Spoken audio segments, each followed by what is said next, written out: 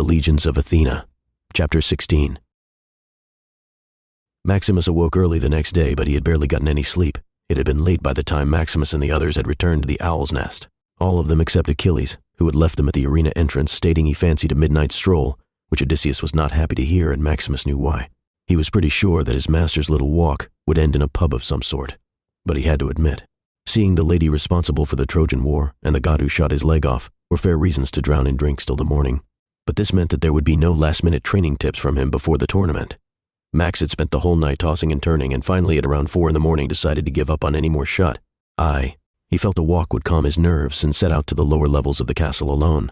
Since Achilles had returned, their house arrest within the West Tower had been lifted, but all of them preferred not to explore too much of the castle due to the rather unwelcoming attitude of the locals. They seemed to have a special distaste towards Maximus in particular, since he was elected to fight in the tournament. It was so early right now that barely any living soul was awake though, so Max managed to sneak out into the grounds without facing any unfriendly stares. But his luck ran out at the castle gates. 2 guards carrying assault rifles approached him, a centaur and a human. "Where do you think you're off to?" the human asked. "Going for a walk outside," Max said, ignoring his accusing tone. "You hear that, Glaphus? The Martian wants to go out." "Guess the castle's not good enough," the human said. "He should feel lucky he is allowed to walk at all." "The prison's where he belongs," said Glaphus. Maximus realized that this may have been a bad idea and was just about to return, when a car approached the gates and stopped. From the back seat, Daedalus stepped out. "Maximus, my dear boy, how good to see you up so early," he said. The 2 guards saluted him immediately. Maximus smiled and greeted the inventor. "Glad to see you as well. Didn't think you would be awake, though." "Oh, but I just had the most fascinating idea on the analytical information that can be gathered from migrating animals in a given area. I just had to head to my laboratory to test the theory," said Daedalus. Maximus didn't get a lot of that, but he smiled and nodded anyway, something he now did often while talking with Daedalus. "Sounds interesting," Max said. "It is. My dear boy, it truly is. Perhaps you would like to join me?" Daedalus inquired. Maximus didn't think that migrating patterns were really his thing, but he was hopelessly in search of anything that would distract him from the upcoming fight. So he agreed and stepped into the car with the old inventor. But he had to admit, the dumbfounded looks on the 2 guards who had stopped him was pretty satisfying. The car was pretty roomy, and a model Maximus had never seen before. It looked expensive, and both of them sat comfortably in the back as it began to pull away from the castle. But a glance up front did worry Maximus. Daedalus, hose to driving?" he asked, because there was nothing where the driver's seat was supposed to be. Not even a steering wheel. Instead of the steering was a touchscreen monitor, which Daedalus used to make the car move again. The front passenger seat was also facing the wrong direction. That is, it faced the passengers sitting behind. Daedalus chuckled. "Not to worry, my boy, this car is one of my prototypes. It's self-driven and completely computerized. It can take us anywhere within the city at the push of a button," the inventor described, pointing to the controls. Maximus was impressed. The technology in this city never ceased to amaze foreigners. It was like being on a different planet as compared to Mars or even Vulcan. The Empire of Minerva was always said to be strange due to their lack of magical forces. Now he realized that they didn't need a lot of magic, not when they had their much more stable tech backing them. "This city is amazing. I can't imagine any place on Earth that's better sustained," Maximus said as they passed through the city. Even though there was pandemonium on the streets yesterday, the entire place was spotless already, all neat and tidy like it had just been built. Daedalus agreed. "True, Athena does run her capital like a well-oiled machine, but you are too easily impressed, my boy. In my long life that has lasted well over a century, I have had the pleasure of visiting innumerable places. Honestly, some overwhelm even the prestige of Athens." Maximus found this hard to believe. He used to live in Mars's capital of Thrace, and though the city was much bigger than Athens, the city was also a brewing pot of mayhem. Even though Ares kept his castle and its surroundings pristine, the further you moved away from them, the more rotten the city turned. Compared to that, the entire city of Athens seemed very balanced. "So where are we headed?" Max asked. "To my laboratory. Well, one of them anyway. I have a rather well-kept lab in the castle as well, but the one we are headed to is my primary one. Some of my experiments require quite a large amount of space, or may be ill-advisable to be conducted near living organisms. So it is best to conduct them further away from the city," Daedalus said, to which Max returned a nervous smile, suddenly regretting his decision to join the old inventor on his morning drive. Soon the buildings began thinning, and they were riding along more open space. Maximus could still see the dome-shaped Aegis barrier above them, but it was starting to get closer to the surface, and he realized that they were heading for the very edge of the city limits. After nearly half an hour, they finally reached their destination. A single 3-storied building stood, surrounded by nearly an acre of dry grounds on every side. The car came to a halt at the gate. "Welcome to my humble abode, Maximus. This is where most of my ideas have come to take form," Daedalus said. The 2 of them walked in on a paved path towards the building, As you can see, this facility provides me with ample space for conducting my experiments without disturbing the public. It is quite spacious inside as well, with each floor devoted to a particular area of interest, Daedalus elaborated. The building itself is fully automated, of course, in a manner similar to the castle. Further, it has a rather advanced security system, as some of my inventions are quite valuable and admittedly dangerous in the wrong hands, explained the scientist. As they approached, the front doors opened automatically. Maximus was expecting a sort of scientific research facility, and knowing Daedalus, he expected it to be a bit messy, but the place was a disaster. He had seen garbage trucks more organized than this. But on a closer look, it wasn't just disorganized. It was downright ravaged, and Max's instincts told him something was amiss. He turned to see that Daedalus was as pale as a ghost. "Maximus," the inventor whispered, "the lab has been compromised," he gasped. Max drew his sword on instinct. "What's going on?" he asked as Daedalus dashed to the other end of the hall, followed by Max. All around them were anarchic scenes of a battle. There were pieces of broken equipment and shards of glass everywhere. Large broken tubes leaked out green liquid to the floor and sparks flew from the computer panels. But what really caught Max's attention were the robots. These were attack drones, clearly the security Daedalus had mentioned before. All of them had been ripped to shreds. Long gashes marked the metal casing of each drone, and the guns they were fitted with seemed to have been ineffective against whatever it is that attacked them. A similar fate had befallen the sentry guns that were now hanging in pieces from the ceiling. But what worried Maximus was the fact that he could tell that all this damage had been done by a sword. They reached a room at the end of the hallway, the door to which had been slashed in two. They stepped over its broken pieces to enter an area littered with broken monitors and computers. This was the security room, Daedalus said. He then went over and began fiddling with one of the desktops that seemed to have survived the devastation, and soon a monitor lit up. "This is Protocol Golf Tango 40, Daedalus in command. Respond," he directed. Writing on the screen appeared, "Protocol initiated." Daedalus continued, "Contact the Owl's Nest." Another message appeared on the screen, "Communications disabled." Daedalus began to sweat. "Any security footage available?" he asked next. "None available," was the message. "What about the drones? Any security drones left?" he probed. Again the message repeated, "None available." Daedalus sat down with his head in his hands. "Daedalus, who could have done this? What were they after?" Max asked. "I do not know, but this is preposterous. Not only am I unable to contact anyone, but the drones were neutralized with such ease." Daedalus replied. "That should be impossible unless they were as skilled as Achilles," he reasoned. Boom. A loud blast interrupted them as the monitor they were using exploded. No, slashed into pieces.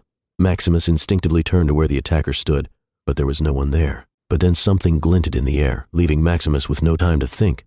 So he lunged forward and attacked. His attack wasn't in vain as his blade came in contact with something invisible.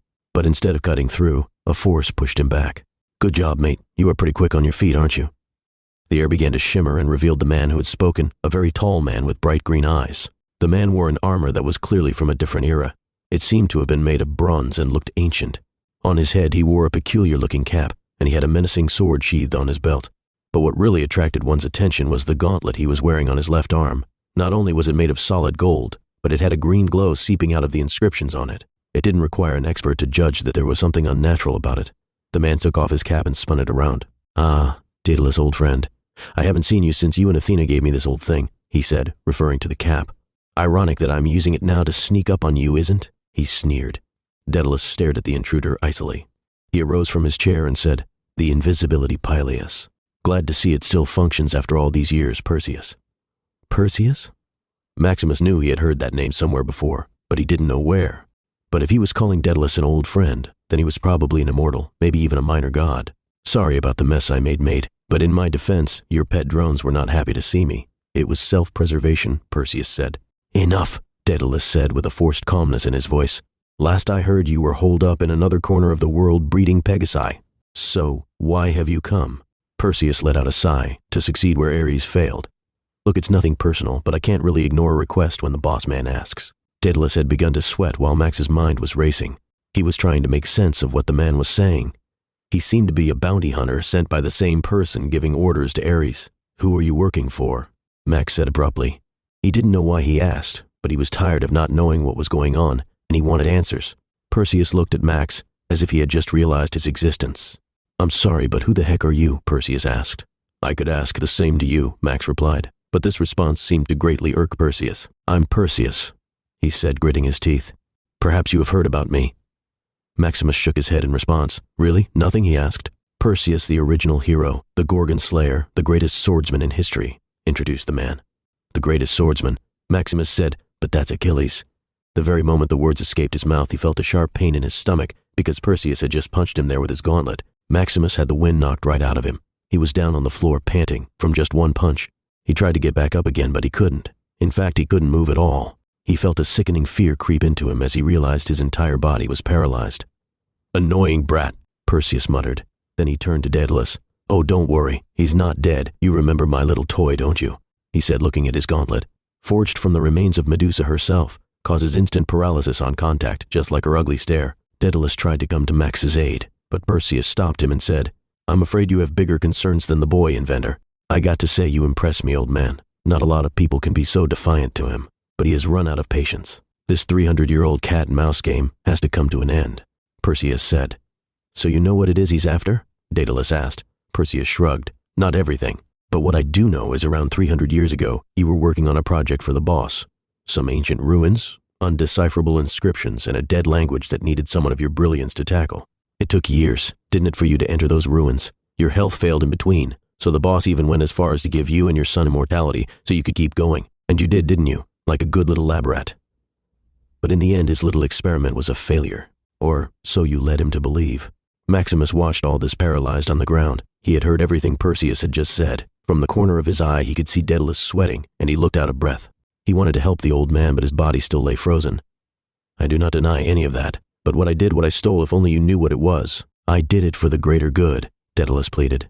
Perseus pulled out a chair and sat, motioning Daedalus to take a seat opposite to his, next to Max's stiff body. "Oh no, Daedalus, I'm not accusing you. Like I said, I'm impressed. I wish I was as brave as you. I wish I had the courage to defy him then like you did. But I couldn't. I had a family back then, a loving wife and a child on the way. But that was a long time ago," Perseus said. "Anyway, as I was saying, it took a while for him to realize what he was looking for was with you. By then you had already sought refuge under Athena and was under her watchful protection ever since. Not a very smart move on her part for someone who is known as the goddess of wisdom." Maximus could see Daedalus trembling now. "Athena knew nothing. She merely protected me. She is not involved in this." Perseus chuckled at this. "That's where you are wrong, mate. You see, Athena and the boss man have had some tension between them ever since the Themis incident. So when he came asking her to give you up, she refused outright. A very brave and equally foolish move by the goddess of wisdom," revealed Perseus. Maximus was still staring at the two from the ground, trying to move some part of his body. But nothing stirred, not even his finger budged. He was trying to make sense of the situation all the while. The ancient ruins and the Themis incident and all didn't make much sense to him, but the more he heard, the realization on who Perseus was taking orders from began to be more apparent, and his hunch scared him. "If you deliver me to him, you will be putting the entire world at risk," Daedalus began, but Perseus interrupted him. "Let me stop you right there. I'm not going to deliver you to him." This alarmed the old inventor, and Perseus smiled at his uneasiness. "It's like I said, I'm impressed by you. No, it's more than that. I envy you. You see, a long time ago, when I was still officially the big guy's champion, we had to deal my services to him in exchange for my wife's immortality. But sadly, she died before that dream could come true. So when she left for the spirit world, I wanted out. I was sick of that life, but he didn't let me go. He made it clear that my newborn son wouldn't live to the age of 10 if I didn't obey. The truth is, I've been looking for a way to repay him for that ever since." Daedalus still looked bewildered. "Then why go to all this trouble?" Perseus looked down. A genuine pang of remorse appeared on his face. He looked up at the inventor, saying, "To kill you," a second before he drew his sword and thrust it through the old man's chest. Daedalus fell to the ground right next to Maximus. Blood oozed from the gaping wound on his chest. The stab had missed his heart, and that was probably the only reason he was still alive. Alive and in great pain. "I missed your heart on purpose," Perseus said, his face as cold as ice. "But make no mistake, your fate is sealed. Immortal or not, my blade, the serpent's hiss, is far from ordinary. When I used it to chop off old Medusa's head, it infused the blade with certain poisonous properties. I'd say you have about 15 minutes. Daedalus spat out blood. He tried to sit up, but he couldn't. With what little strength he had, he rasped, "Why?" Perseus sighed. "It's nothing personal, mate. As you said, it's for the greater good. You see, whatever it is that you stole, whatever it is that he is searching for so desperately, the only person who can lead him to it is you. As long as you are alive, he will find a way to get to you. He always does. This is the only way the trail ends, with you taking the secret to your grave." Daedalus looked at himself. The wound was deep. He was already drenched in his own blood. If the poison didn't kill him, the loss of blood would.